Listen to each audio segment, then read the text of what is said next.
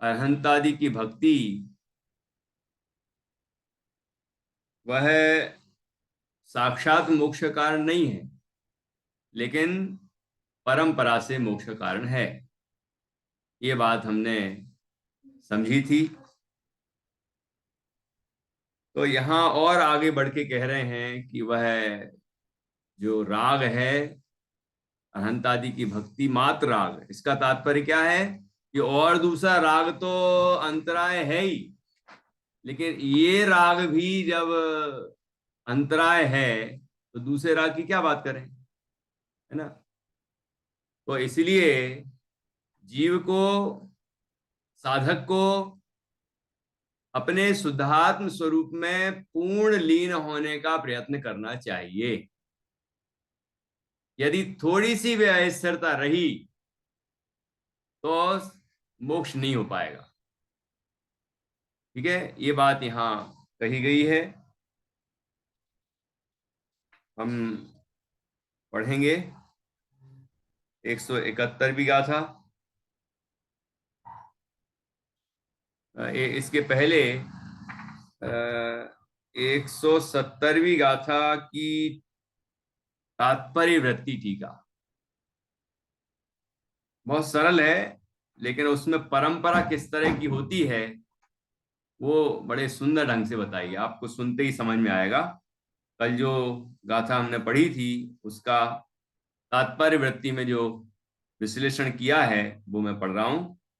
इसका विस्तार, सामान्य अर्थ तो वही है, इसका विस्तार बहिरंग इंद्रिय संयम तथा प्राणी संयम के बल से रागादि उपाधि रहित के ख्याति पूजा लाभ के निमित्त अनेक मनोरथ रूप विकल्प जाल की ज्वालावली से रहित पने के द्वारा निर्विकल्प होकर और चित्त को निशुद्धात्मा में संयमित करने के लिए स्थितिकरण से संयमी होने पर भी दो बातें कही।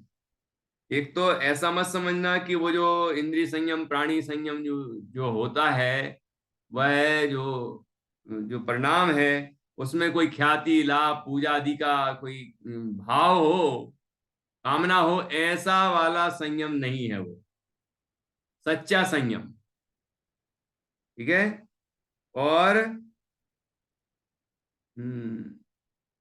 उन विकल्प जालों से अनेक मतलब संयम के फल में कुछ मिले, इस तरह के जो मनोरथ रूप जो विकल्प जाल हैं उससे रहित रहित पने के द्वारा निर्विकल्प होकर, ठीक है, और चित्त को निशुद्धात्मा में संयमित करने के लिए स्थितिकरण से संयमित संयमी होने पर भी, कि निशुद्धात्मा में लीन हो रहा है लेकिन फिर भी तो अस्थिरता हो रही है ना थोड़ी सी, उस राग की बात कर रहे हैं।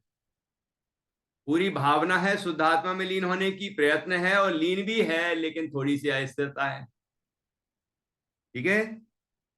अंसनादि अनेक प्रकार के बाह्य तपस्रण के बल से समस्त परद्रव्यों की इच्छा के निरोध रूप अभ्यंतर तप से और नित्यानंद एक आत्म स्वभाव में प्रतपन से विजय से तप में स्थित होने पर भी, ऊपर संयम और नीचे तप, है ना, कितने उत्कृष्ट जाति का तप और संयम, उसमें लीन होने पर भी निर्वांछिक भाव से एकमात्र शुद्धात्मा की शुद्धि स्वरूप में प्रतिपन्न करना वही उद्देश्य है, और उस उद्देश्य से प्रयत्न करता है और स्वरूप में मग्न होता है, फिर भी अस्थिरता रहती। फिर भी जब विशिष्ट सहननादि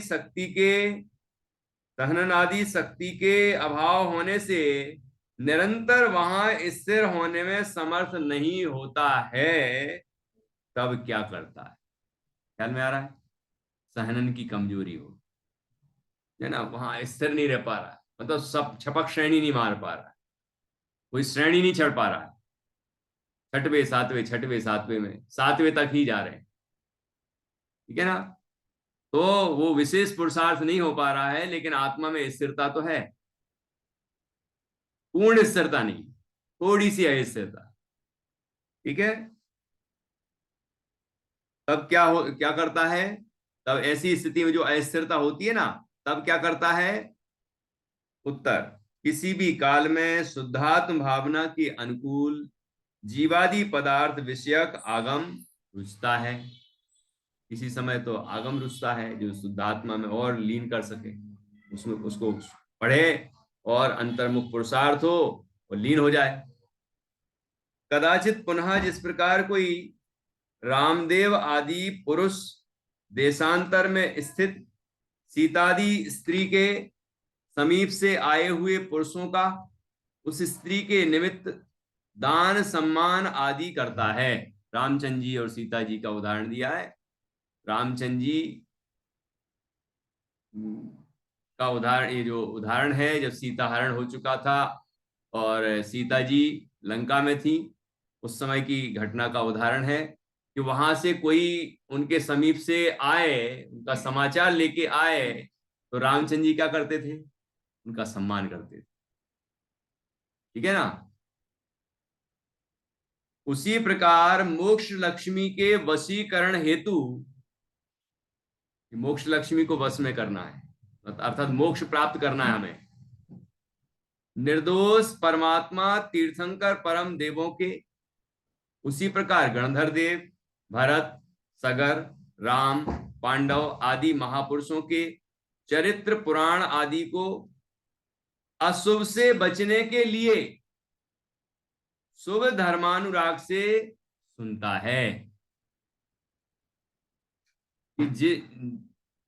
इस जैसे सीता जी के पास से कोई समाचार लेके आता तो रामचंद्र जी उसका सम्मान करते, ऐसे ही जो शुद्धात्मा में रमने वाले हैं, जिन्होंने शुद्धात्म तत्व की पूर्ण उपलब्धि कर ली है, जो उस मार्ग में चल रहे हैं, कि जिनको देख के, जिनके समीपवर्ती होके हमें भी अंतर्मुख होने की प्रेरणा मिले, ऐसे जीवों के ऐसे महापुरुषों के पुराण को पढ़ना, सुनना, है ना, उन महापुरुषों का चरित्र सुनना, ये कार्य करता है। ध्यान में आ रहा है मंजूषा जी? तो उसका उद्देश्य क्या है? अशुभ से बचने के लिए। और यदि महापुरुषों का चरित्र नहीं सुनेगा, पद्म पुराण नहीं सुनेगा, हरिवंश पुराण, आदि पुराण, उत्तर पुराण, है ना, इन महापुरुषों के पुराण नहीं पढ़ेगा, इनकी कथानक नहीं पढ़ेगा, तो क्या करेगा? उपयोग तो आत्मा में स्थिर नहीं हो पा रहा है ना। तो जिन जीवों ने आत्म स्थिरता की है और परम उपलब्धि की प्राप्त की है, उनके चरित्र को पढ़ेगा तो फिर अंतर्मुख होने का पुरुषार्थ जगेगा, प्रेरणा मिलेगी। लेकिन यदि ये नहीं करेगा तो अशुभ में जाएगा, फिर टीवी देखेगा। कौन से पुरुषों को देखेगा? जो पाप परायण हैं। पाप परायण मतलब पाप में पारंगत है, जिनका कोई चरित्र नहीं है ना। अब उनकी चर्चा करना ही अपना समय व्यर्थ करना, उपयोग खराब करना। लेकिन हमें यह समझना है कि हम यदि इन महापुरुषों के चरित्र को नहीं पढ़ेंगे, सुनेंगे, इन पर चर्चा नहीं करेंगे, तो क्या होगा? है, तो अशुभ में चले जाएंगे।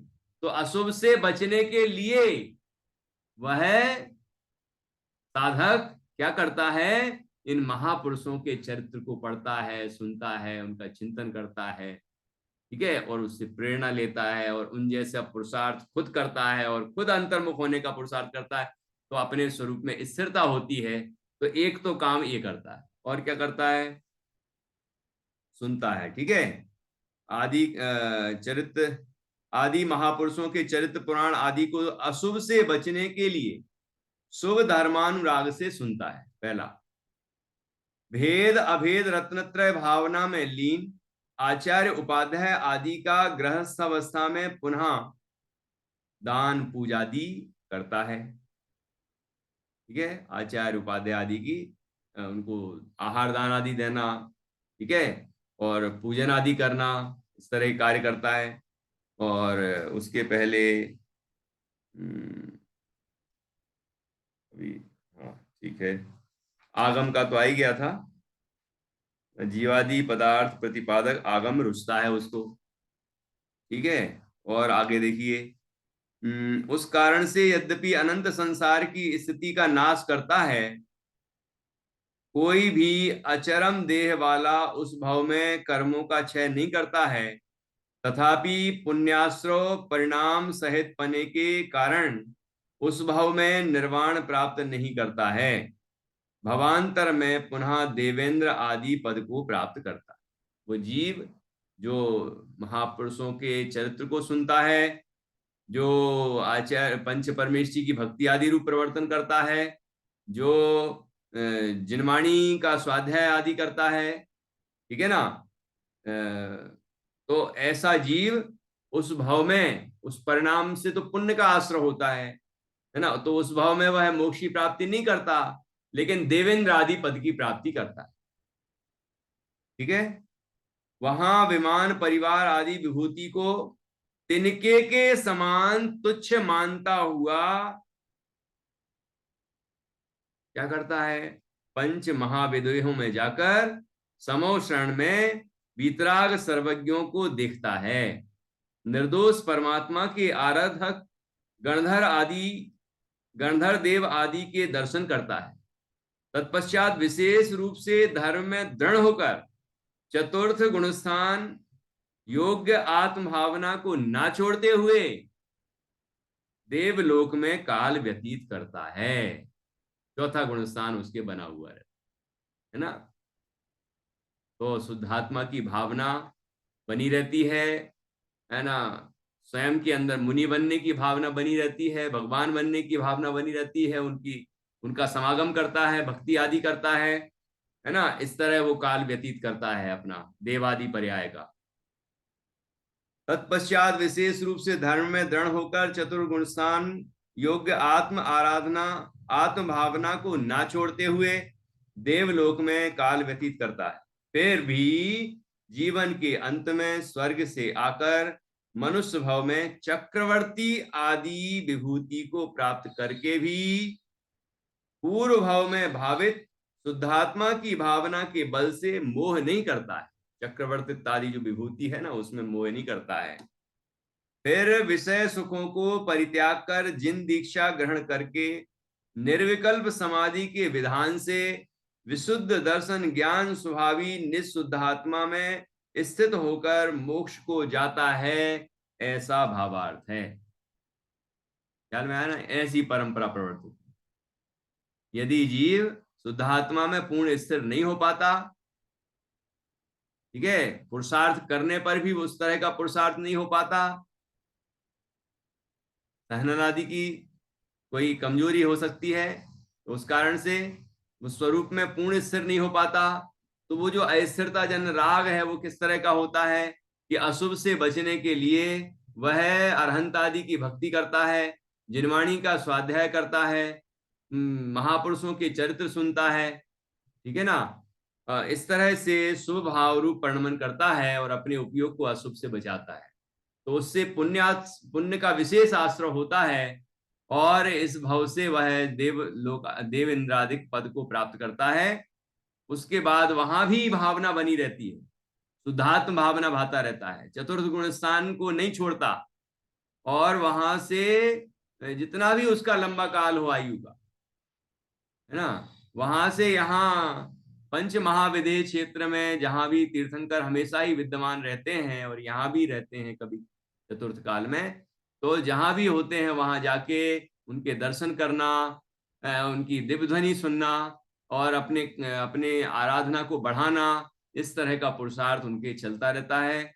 और उसके बाद आयु पूर्ण करके फिर यहाँ मनुष्य लोक में बड़े बड़े पदों को प्राप्त करता है, चक्रवर्ती आदि, ठीक है ना। और फिर वहां भी वो शुद्धात्म भावना नहीं छोड़ता और चक्रवर्तित्व आदि के वैभव में अटकता नहीं है ना, उलझता नहीं है, रस नहीं लेता, है ना, और वहां फिर वो सारा वैभव छोड़कर और फिर निर्ग्रंथ होता है और अपनी शुद्धात्मा की जो साधना कमजोर रह गई थी, जो स्थिरता कम रह गई थी, है ना, अब चक्रवर्ती है तो वज्रवृषभ नाराज सहनन ही है, सहनन आदि कोई कमी नहीं है, तो वह किसी भी तरह से कमजोर नहीं है और अपने उपयोग को आत्मा में पूर्ण स्थिर कर देता है और केवल ज्ञान प्राप्त करता है, अरहंत अवस्था पर सिद्ध अवस्था को पा लेता है, इस संसार सागर से पार हो जाता है। इस तरह ये परंपरा यहाँ पर बताइए। देखो अंतिम भी जो बिंदु है वह भी यही है कि वो स्वरूप में पूर्ण स्थिर होता है और अस्थिरता जन्य राग को पूरी तरह से छोड़ देता है, तब उसको मोक्ष की प्राप्ति होती है। ये कार्य वो जीव उसी भाव में भी करना चाहता था लेकिन कर नहीं पाया, पुरुषार्थ की कमजोरी रही, है ना। और इस भाव में उसने वो कार्य पूरा किया। काम तो उतना ही करना है, एक में वह जीव उसी भाव में कर ले और एक में वह जीव उस भाव में नहीं कर पाए तो अशुभ से बचता हुआ शुभ में लग जाता है और वह स्वर्गादिक में जाता है और वहां से फिर आके अपनी साधना को पूर्ण करता है। उद्देश्य शुद्धात्म भावना ही रहती है, मोक्ष प्राप्ति ही का पुरुषार्थ करता है, दूसरे पुरुषार्थ नहीं करता, है ना। लेकिन जब लग नहीं पाता उपयोग तो वो अशुभ से बचने के लिए शुभ में लगता। अशुभ में लगने का उसका उद्देश्य नहीं है, और शुभ में लगा है तो वहां भी यही तो भावना है, जन्म जरा मृत्यु विनाशनाय, संसार ताप विनाशनाय, अक्षय पद प्राप्ताय, कामाण विध्वंसनाय, है ना।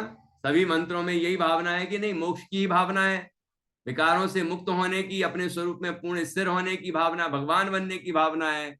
उससे कमजोर भावना तो है ही नहीं। तो ऐसा इस जाति का शुभ भाव होता है। अब देखिए 171 भी गाथा है। अरहंत आदि की भक्ति मात्र राग साक्षात मोक्ष का अंतराय है। ये जो अभी बताया ये मोक्ष के लिए साक्षात अंतराय है, सीधा सीधा अंतराय। क्यों अंतराय है बताओ। नकुल सहदेव को थोड़ा सा भाव आया शुभ और उसके फल में 33 सागर का अंतराय पड़ गया। 33 सागर तक मोक्ष नहीं जा सकते, ठीक है। और उसके बाद भी मनुष्य पर्याय में भी तुरंत ही थोड़ी मोक्ष चले जाएंगे। ऐसे अनेक महापुरुषों के चरित्र हमने पढ़े हैं, तो उनमें भी इस तरह की अस्थिरता हुई और वो अभी सर्वार सिद्धि में या स्वर्ग में हैं और बाद में फिर मोक्ष जाएंगे, ठीक है ना। तो वह भी अंतराय है। कैसे अंतराय है देखिए। अरहंत सिद्ध चेदिय पवयण भत्तोपरेण नियमेण, जो कुणदितवो कर्म कम्मम, जो कुणदितवो कम्मम, सोसुर लोगम समादियदि, सोसुर लोगम समादियदि। अरहंत सिद्ध चेदिय, ये शब्द से परिचित हैं, अपन पढ़ चुके हैं ना, ये शब्द तो आ चुके हैं। अरहंत सिद्ध चेदीय, अरहंत अरहंत परमेष्टि, सिद्ध सिद्ध परमेष्टि, चेदीय चैत्य अर्थात जिन प्रतिमा, पवयान भत्तो और प्रवचन की भक्ति, प्रवचन अर्थात जिनवाणी, प्रवचन की भक्ति, परेण नियमेण और दूसरे और परम नियम, परम नियम से, नियम अर्थात संयम, परम संयम से, जो कुणादि तवो कम्मम, जो जीव तप तप कर्म को करता है, तपस्चरण करता है, ठीक है। सो सुर लोगम समाधि यदि, वह सुरलोक को समाधि यदि अर्थात प्राप्त करता है। अब देखिए स्वर्ग लोक को प्राप्त कर लिया तो मोक्ष के लिए तो साक्षात अंतराय हो गया ना, नहीं हुआ। यहां से सीधा स्वर्ग चला गया, स्वर्ग गया मतलब मोक्ष नहीं गया। और कब तक मोक्ष नहीं जाएगा? अब जब तक स्वर्ग में रहेगा तब तक मोक्ष नहीं जाएगा। और सबसे ऊंची आयु 33 सागर की, 33 सागर की आयु बन गई तो 33 सागर तक मोक्ष नहीं जाएगा। और भी कोई स्वर्ग में नीचे होगा तो उतने काल स्वर्ग मोक्ष नहीं जाएगा, ठीक है ना। तो इस तरह से वह ये जो सुपरिणाम है, यह मोक्ष के लिए साक्षात अंतराय है। देखो ये कितना सुंदर तर्क दिया है। ये शब्द आ चुके हैं ऊपर वाली लाइन वाले, ऊपर में जो आए ना, अरहंत सिद्ध चेदिय पवयण भत्तो परेण नियमेण जो कुणदि तवो कम्मम सो सुरलोगम समाधि यदि। बस ऊपर अरहंत सिद्ध चेदीय पवयण भत्तो, ऋणाण भी था, ऋणाण शब्द भी था वहां, है ना, ज्ञान की भक्ति। देखो अब यहां हम इसका अन्वयार्थ पढ़ते हैं नीचे, 171वीं गाथा।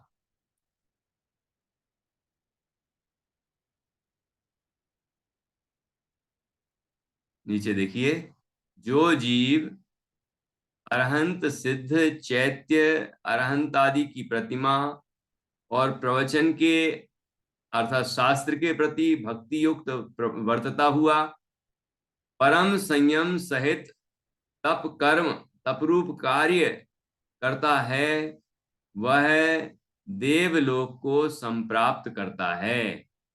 इसको प्राप्त करता है, देवलोक को संप्राप्त करता है, अच्छी तरह से प्राप्त करता है देवलोक को। ठीक है, यह मात्र अरहंतादि की भक्ति जितने राग से उत्पन्न होने वाला जो साक्षात मोक्ष का अंतराय, उसका प्रकाशन है। ख्याल में आ रहा है, कुछ नहीं आ रहा है? जब ये चर्चाएं हम सुनते हैं तो ऐसा लगता है, अरे क्या कह रहे हैं ये, अरहंत आदि की भक्ति से भी भक्ति भी मोक्ष के लिए अंतराय है, अरहंत आदि की भक्ति नहीं करे, मतलब ऐसा लगता है। मतलब जिसने हमें शुद्धात्मा तक पहुंचाया हो, उसकी भक्ति का निषेध कर रहे हैं।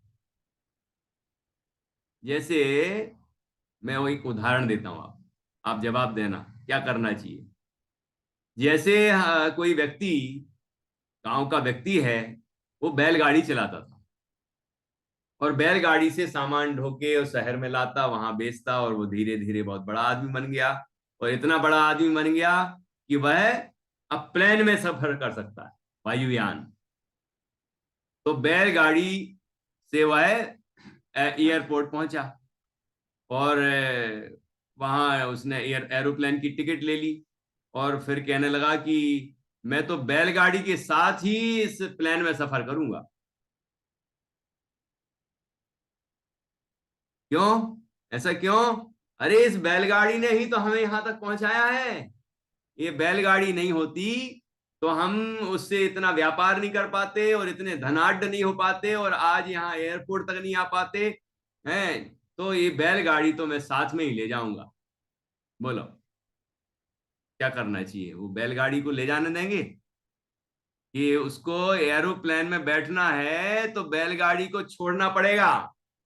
भले ही बैलगाड़ी ने उसको वहां तक पहुंचाया है, बैलों का वो सम्मान करता करता है, उसका अहोभाव मानता है, उसकी महिमा को नहीं भूलता, है ना, लेकिन यदि उसे एरोप्लेन में उड़ना है, सफर करना है, तो उसे बैलगाड़ी को छोड़ना पड़ेगा। जेई जहां साधक है तेई तहां बाधक है। ख्याल में आया कि नहीं आया? जो अभी तक साधक थे अब वो बाधक बन गए, क्योंकि हमें मुक्ति को पाना है।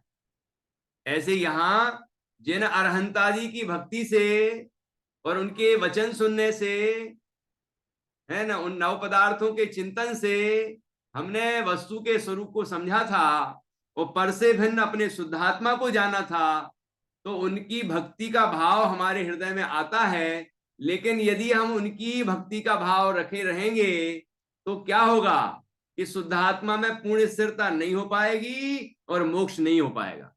तो यदि मोक्ष को पाना है तो जिनने हमें आत्मा तक पहुंचाया है उनको भी भूलना पड़ेगा, मतलब उनके उनके प्रति का विकल्प भी छोड़ना पड़ेगा, उनकी भक्ति का विकल्प भी छोड़ना पड़ेगा। और शुद्धात्मा में निर्विकल्प लीन होना होगा, तब मुक्ति की प्राप्ति होगी।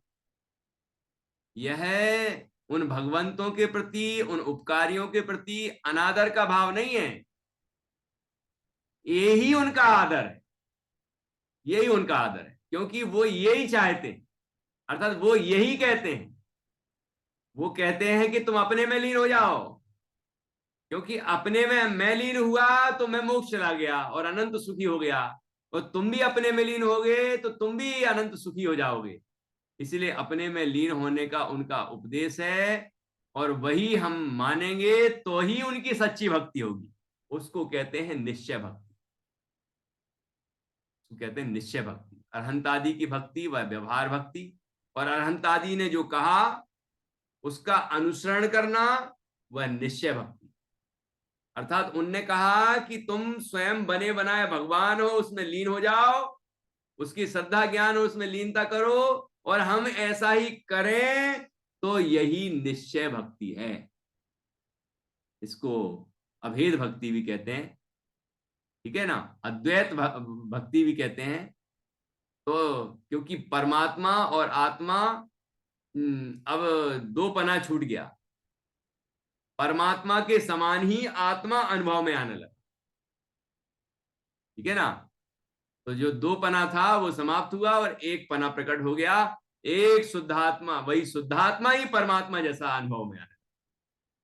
तो ये है अभेद, अभेद बंधन, अभेद भक्ति, निश्चय भक्ति, ठीक है ना। तो यही कार्य हमें करने योग्य है।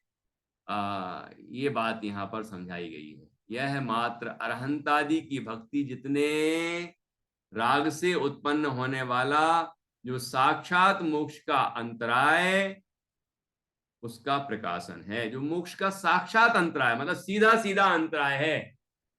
यदि हम अरहंतादि की भक्ति का विकल्प करेंगे तो सीधा सीधा मोक्ष नहीं आ पाएंगे, मोक्ष के लिए वो अंतराय बन जाए, बाधक बन जाएगा, क्योंकि वो सीधा स्वर्ग में पहुंचाएगा, ठीक है ना। चलिए आगे बढ़ते हैं। संगीता जी यहां से पढ़िए जरा। जो जीव,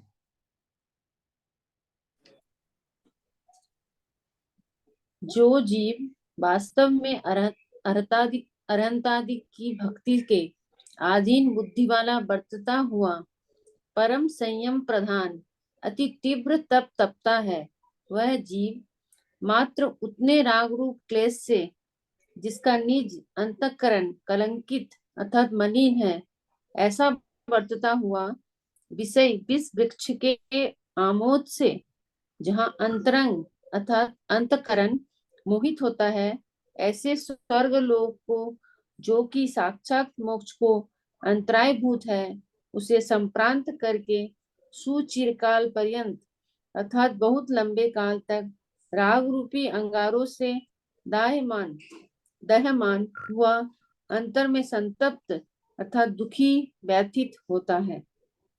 बहुत अच्छा। कहाँ दुखी होता है? स्वर्ग में। तो ये दुख किससे मिला? अरहंतादि की भक्ति के राग से, ठीक है ना। और उस राग से ये स्वर्ग मिला, अर्थात मोक्ष नहीं मिला। तो मोक्ष के लिए तो साक्षात अंतराय हो गया, वो अंतराय हो गया मतलब बाधक हो गया, बाधा उत्पन्न हो गई, ठीक है। देखो फिर से, जो जीव वास्तव में अरहंतादि की भक्ति के अधीन बुद्धि वाला वर्तता हुआ, कि जिसके जिसके चित्त में, जिसकी बुद्धि में, जिसके मन में अरहंतादि की भक्ति के विकल्प चल रहे हैं, वह परम संयम प्रधान अति तीव्र तप तपता है। ऐसा तप तप तप रहा है, ठीक है। परम संयम प्रधान, उत्कृष्ट संयम जिसमें मुख हो, ऐसा वह जीव मात्र उतने रागरूप क्लेश से, कितना सा रागरूप क्लेश है कि अरहंतादि की भक्ति का परिणाम करता रहता, उतना सा राग बना रहता, बाकी तो मेट दिया दूसरे राग, है ना। लेकिन वो राग जो है वो शुद्ध, इसको शुद्ध संप्रयोग कहा था शुरू में, ठीक है ना, वो नहीं छोड़ पा रहा है। तो उसका क्या फल होगा कि मात्र उतने राग रूप क्लेश से जिसका अंतःकरण अर्थात मन अर्थात अंतर के परिणाम कलंकित हैं, कलंकित अर्थात मलिन है, ऐसा वर्तता हुआ। तो अरहंतादि की भक्ति के परिणाम से भी अंतःकरण कलंकित होता है, मलिन होता है। ये बात सुन के कैसा लगता है? अरहंतादि की भक्ति का भाव हमारे मन को कलंकित करता है। सारी दुनिया कहती है कि भगवान का नाम लेने से तो मन पवित्र होता है, और ये कह रहे हैं कि मन कलंकित हो रहा है। कि नहीं, हम भी कहते हैं कि पवित्र होता है ना। अशुभ राग से ज्यादा अपवित्र होता है, उसको अपवित्र कहते हैं। तो उसको छोड़ के जब अरहंतादि की भक्ति करता है तो हम कहते हैं मन पवित्र होता है। लेकिन अब उससे भी अधिक पवित्रता की बात चल रही है। अब शुद्धात्मा के आश्रित उस शुद्ध भाव को प्रकट करने की बात कर रहे हैं। तो अब आचार्य कहते हैं कि वो जो अरहंतादि की भक्ति का राग है वह भी चित्त को मलिन करता है। मलिन करता है अर्थात जीव को कर्मों का आश्रय कराता है, बंध कराता है, संसार में घुमाता है, ठीक है ना। और मंद आकुलता को देता है, आकुलता प्रदान करता है। और शुद्धात्मा की लीनता रूप परिणाम निराकुल आनंद देता है, साक्षात मोक्ष को प्रदान करता है। इसलिए वह जो अरहंतादि की भक्ति रूप राग है उसको यहाँ कहा कि वह क्लेश रूप है और मन को कलंकित करता है, मलिन करता है, ठीक है ना। और आगे कहा कि मात्र उतने राग रूप क्लेश से जिसका निज अंतःकरण कलंकित अर्थात मलिन है, ऐसा वर्तता हुआ विषय विश्व वृक्ष के आमोद से जहां अंतरंग अर्थात अंतःकरण मोहित होता है, ऐसे स्वर्ग लोक को। अब जब राग हुआ ना, उस राग के फल में हुआ स्वर्ग, देव देव पर्याय हुई। और देव पर्याय में क्या मिला कि पंचेंद्रिय के विषय भोगों की प्रचुरता है देवलोक में, तो वो मिले तो उसमें आमोद करता है, उसमें उसको भोगता है। तो क्या होता है? मन अत्यंत क्लेशपूर्ण हो जाता है। विषय विष वृक्ष कहा उसको। वो विषय जो पंचेंद्रिय के विषय हैं वो जहरीले हैं, है ना। क्योंकि वह तीव्र आकुलतामय है, वो पाप भाव है। देखो, उस पुण्य के फल में मिला क्या? विषय, और उनको भोगने का परिणाम पाप भाव। इसलिए वो परंपरा अनर्थकारी परंपरा पैदा कर रहा है। तो विषय विष वृक्ष के आमोद से जहां अंतःकरण